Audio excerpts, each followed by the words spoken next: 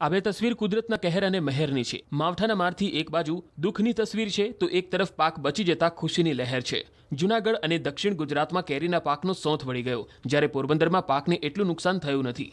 કેમ કે પોરબંદર પંથકમાં આ વખતે કમોસમી વરસાદ પડ્યો નથી, એટલે બરડા પંથકમાં થતી કેસર કેરી નુકસાનીથી બચી ગઈ.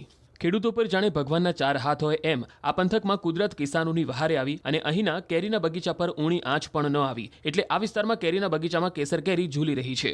બરડા પંથકના કાટવાણા, હનુમાનગઢ, બિલેશ્વર, ખંભાળા સહિતના ગામોની કેસર કેરી ખરી પડી નથી, એટલે આ વખતે ખેડૂતોને લીલા લહેર છે. પાક બચી ગયા, ખેડૂતો ભગવાનનો આભાર માનતા થાકતા નથી. હજુ 15-20 દિવસ આ પંથકની કેરી બજારમાં આવશે. આ પંથકની કેરીની દેશ વિદેશમાં ખૂબ જ માંગ હોય છે. દર વર્ષે સારા ભાવ પણ મળી રહ્યા છે. આ વખતે પણ સારા ભાવ હોવાથી ખેડૂતો ખુશ છે. ઉપરથી માવઠાથી બચી જતા ધરતીપુત્રોની ખુશી બમણી થઈ ગઈ. હવે ખેડૂતો તથા ઇજારેદારો પ્રાર્થના કરી રહ્યા છે કે માવઠું ન આવે. જો હવે વધુ વરસાદ પવન સાથે ન આવે તો આ વિસ્તારમાં આગામી ભીમ 11 સુધી કેરીનો સારો ઉતારો આવશે. તેથી લોકોને સારી કેરી ખાવા મળશે.